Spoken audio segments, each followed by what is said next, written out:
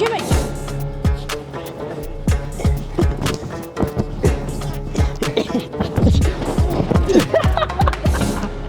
Okay, I'm done. Hey.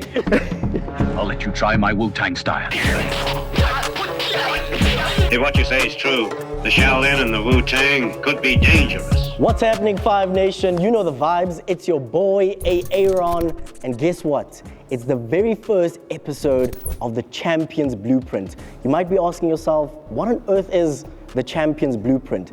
It's an opportunity for you and I to actually talk to some of the best athletes on the African continent. Today, for the very first episode, we've got a man that just casually, won bronze at the Judo African Championships. And I'm so incredibly excited to chat to Timothy Meuesen. My brother, I'm so excited for this conversation. How are you doing?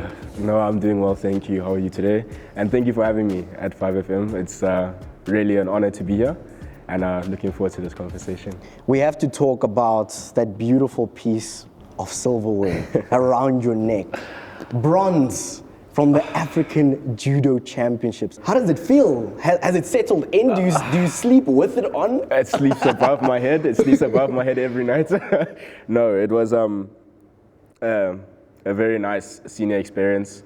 The one medal that I really know that I worked hard for, and I can see myself now improving on this one, and just getting better and better each time we go out. And then, I love celebrating such things.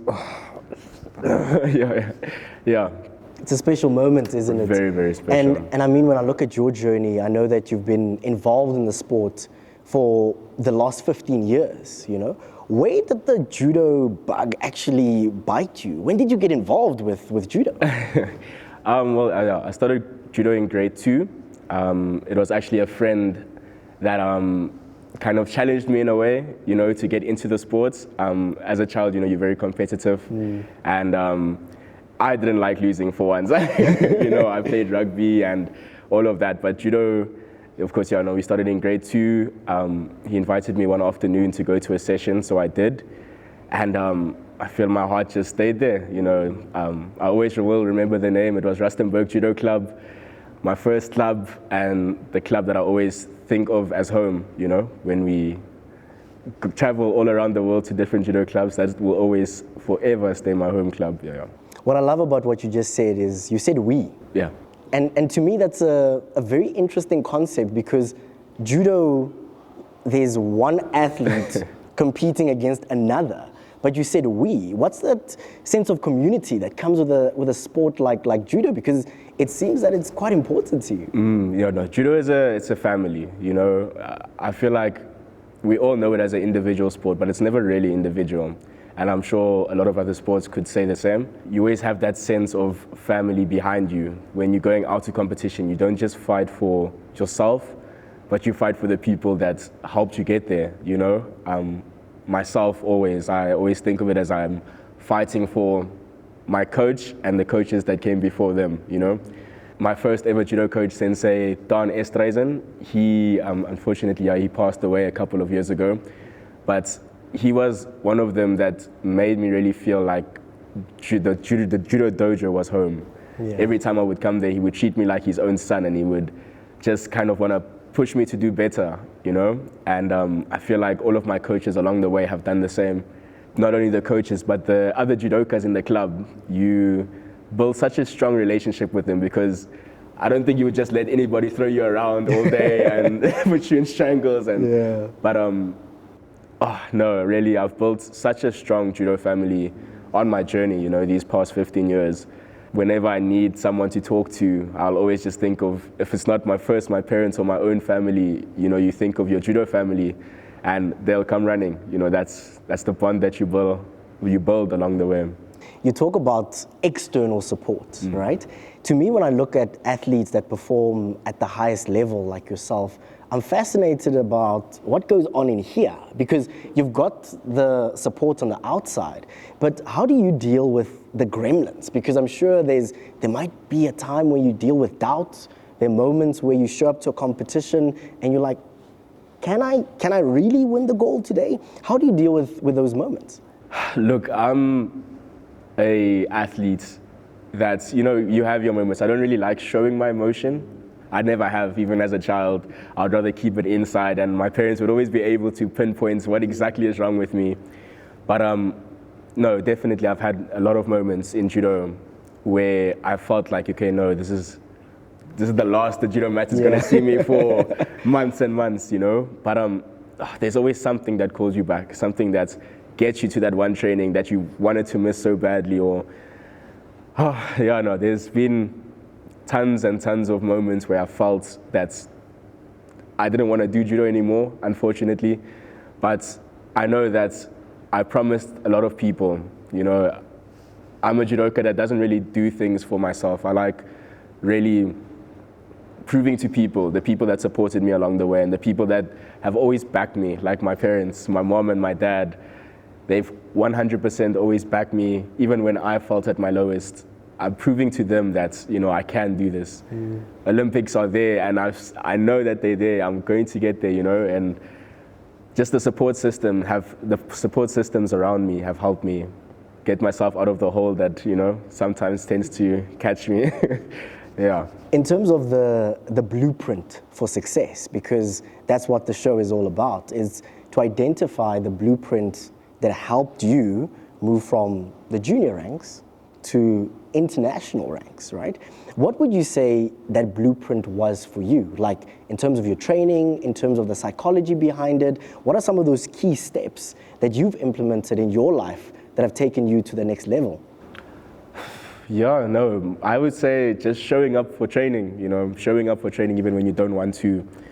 You're lying there in bed, it's 6 o'clock in the morning and it's cold and it's not nice, just getting up out of bed, getting to training regardless of how you feel, if you're sick, if you're tired, if you're sore from the previous day, just going. Having set routines throughout a day is very, very, very important for an athlete, I feel.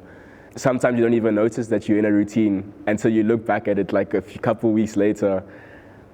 Yeah, I would say routine is very important. I'm not really much of a nutrition person myself. I enjoy a KFC and a thing quite a lot more times than I'm supposed to, but eating healthy could promote that too. I know that leading up to a competition, I normally try and sort out my diet because I do cut weight quite a bit to make my weight category. So nutrition is also important, but just family around you, family and your own faith. I feel like I'm a person that's very faithful. As a theology student, first year theology student also, I do pray a lot. I thank the Lord every time, I have like a set routine before I step onto the judo mat that I need to go through in my mind before I can feel comfortable on the mat. But man, the Lord has always had me and my back, and I feel like, there's so much more to come. I just need to focus and keep my head down. Most certainly, without a doubt. I'd like to take you back about 3 weeks or so. You're in the semi-final at the Judo African Championships, right? And I can already see the emotion from your eyes, right? Now, the one thing about sports is that we prepare our best, as you've mentioned, that you gave it your best in terms of the prep, but that semi-final didn't go according to plan. But I also know that after that semi-final, you made a specific call. Talk to me about who you called and why this person has been such a vital component to your success. Yeah, so the semi-final, yeah. So I was actually up against a guy from Benin who had also recently participated at the Paris Olympics. Yeah, no, we don't take that as a reason as to why we lost, but unfortunately my head wasn't where it needed to be during that fight, and it went the wrong way, but we work off those. I sat for a while on the mat after that happened, and I had to think about it for a couple of seconds before I was able to stand up and finish off the fight and go off the mat. But man, you learn through those moments. And I remember walking off the mat, and my now coach, Geronay Whitebooi, she came to me right away, and she was just there. She didn't say a word, but she was there, and I knew what she was saying through the silence. But she handled it pretty well. Thank you, coach. But Yeah, so after that, I walked outside, put my gi down, and I walked outside and I went to go and find a quiet place to sit down, just so that I could kind of process what had happened. And after some calls to the family, you know, my mother and my father were away. I called them and we had a chat, but then there was just one more call that I had to make. One more, you say? Just one more before anything else happened. Yeah. And that is to our two-time Olympian, Michaela Geronay Whitebooi. As a lot of you would know, the weeks leading up to the Africans, she was the one person that just believed in me, you know, everything. She didn't have to see how I was training to know that I was training hard for it. She didn't have to, you know, check up on me to make sure that I wasn't doing anything I wasn't supposed to be doing on the weekends, because she had that belief in me, you know. So I called her and I remember the phone ringing, it goes quiet. And we're both sitting there and it's quiet. Then I'm like, I'm sorry, Michaela. You felt like you had disappointed her. 100%. And I'm like, yeah, you know, I'm sorry, Michaela. And she's like, I know, champ, but, you know, that shouldn't have happened, because, you know, she had already seen me at the top of the podium winning gold that day, along with a lot of other people. But yeah, after that, you know, I told her, you know, he just caught me off guard. And I know that it wasn't supposed to happen, you know, because of all the hard work that we put into it. But she understood. She understood, and she kind of built me up to get me focused for my final in the bronze finals. And yeah, we got it. And look at your chest. We got it, you know. Look, I see this thing every day, but it's really, it's a kind of a sign to just keep on pushing, because that gold is coming. It's coming home one or another year.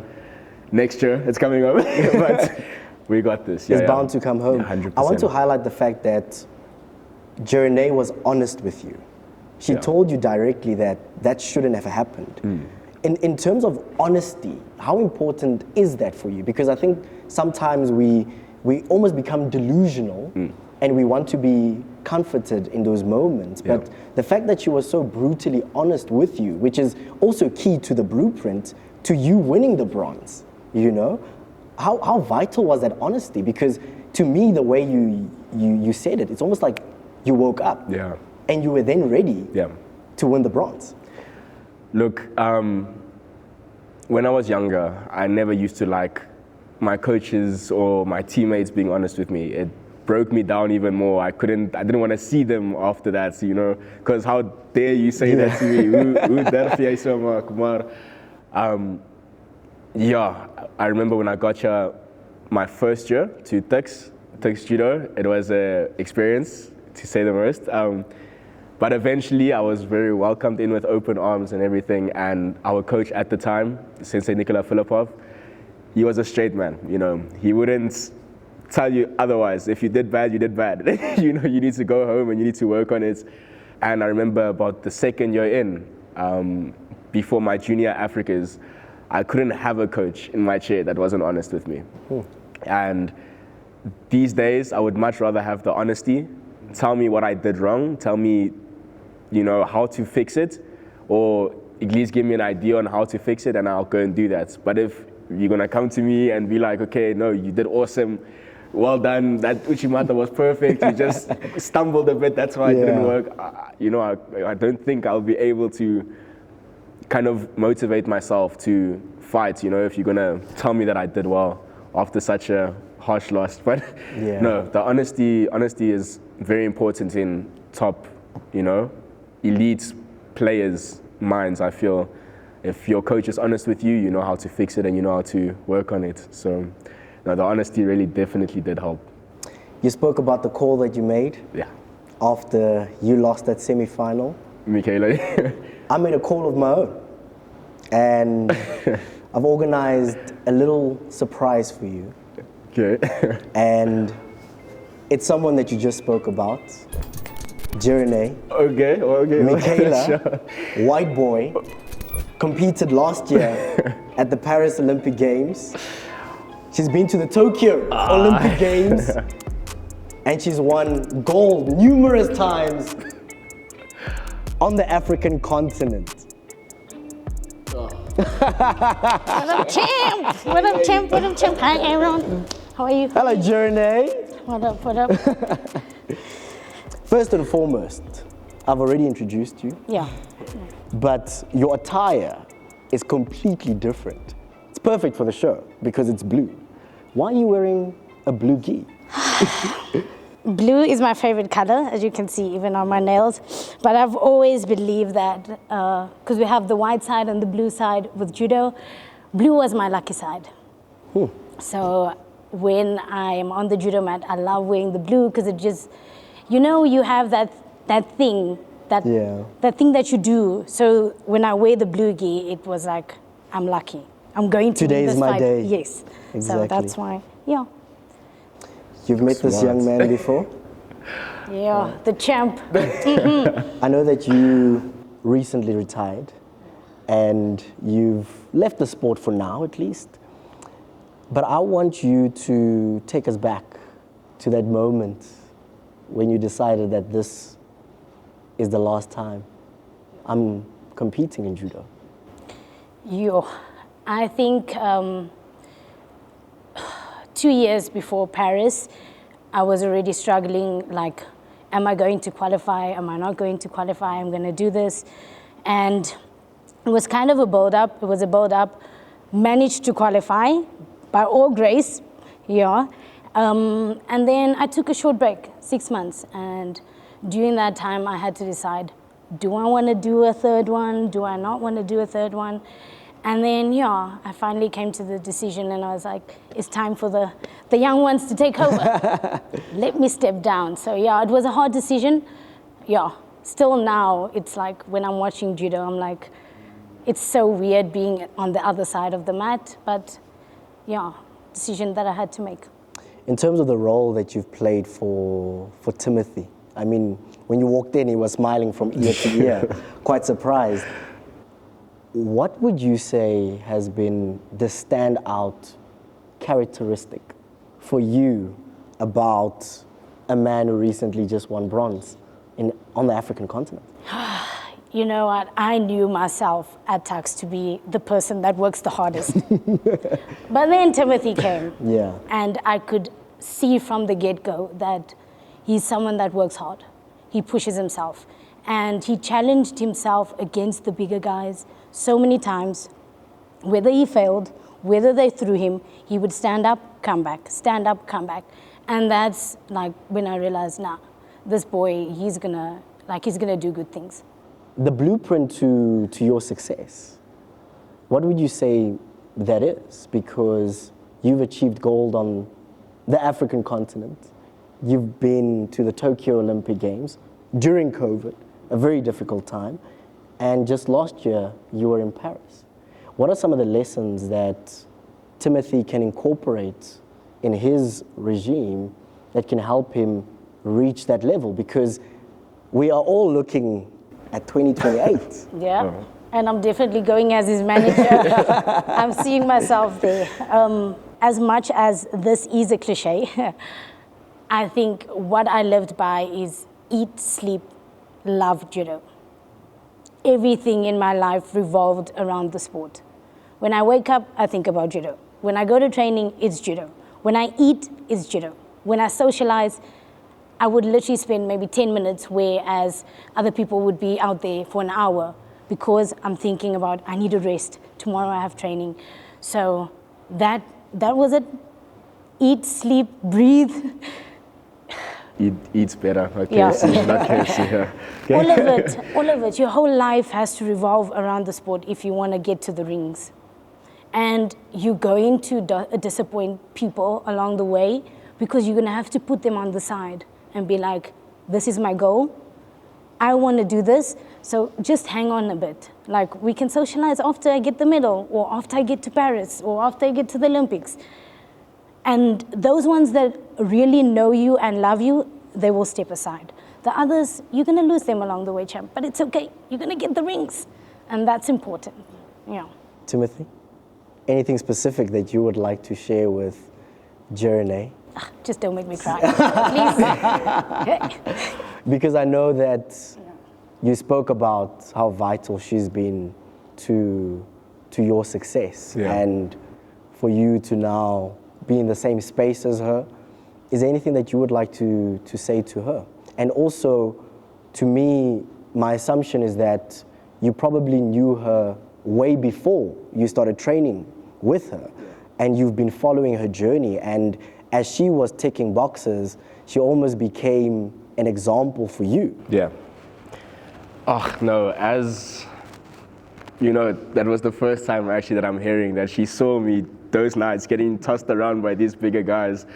You know, you don't really think anybody sees all of like the hard work and the effort that you put in, you know, and to know that she did see it as the high person that she is in a lot of judokas' eyes, you know, that's awesome to hear. So thank you for seeing me through those moments. Yes, like you were saying, I've known her way before. You know, all of the judokas, I think, do know her or know of her. And you must see the children run to her when she's at competitions and everything. Man, she's built such a huge name for judo in South Africa. Like, you know, I think very highly of her. I do feel disappointed when I lose. That's why it was really, I wouldn't say hard to make that phone call, but to say something on that phone call after my Africa champs was a really difficult thing for me to do. And I feel like you knew that, and that's why you answered with the things that you did answer. I want to thank you for your honesty and always being there for me. Some nights she will send me voice note after voice note after voice note. I won't even be done listening to one, but then I have to start the other because I have to stay on it, you know. But man, she understands that I'm also just a child chasing a dream. And, you know, if given the opportunity, I will get that gold medal for you. I promise. For all of the other Olympians that have helped me along this way, you know, I'm working hard to bring that medal home, and not even just the Africa champs, but when we get to go to world championships and all of these bigger competitions like the Commonwealth next year, man, I won't stop until I get onto that podium. After the championships, I know what I did wrong.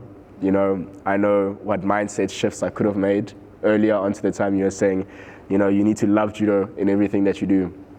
And even though I think I do that, there might be times when I don't, and you know, maybe. And that's okay. That's okay, because you know, sometimes you have to go down and a dip. You can't always be on the high. You have to go down to dig yourself out and then reach that high level again. So this is just a stepping stone for you. Next time we're gonna get that gold. 100%. Geronay, Michaela, Yes. Whitebooi, thank you so much for the contribution that you have made to the sport of judo in South Africa. I've followed your journey for a while, and I believe I was one of the very first people to interview you when you were just starting out. My first radio. Your first radio interview. I still remember that, but you've broken down so many barriers in the sport. And the beauty for me in this moment is to actually see the people that you've inspired. So thank you. Timothy? Thank you. No, thank you for having me. Your light shines so bright. And we know for a fact that you'll do well next year at the Commonwealth Games. And we will pencil it into our calendar that 2028 will be your year at the Olympic Games. We'll be watching you. Thank you so much for joining us. Thank you for having me. Five Nation, there it is, the first episode of the Champions Blueprint. As you heard it from Geronay herself, the former African champion, someone who's competed at the Olympic Games twice. You have to absolutely love what you do. You have to eat it, you have to breathe it, and you need to love it. She loves judo. My question to you is, what do you love? Thank you so much for joining us for the first episode. The Shaolin and the Wu-Tang could be dangerous.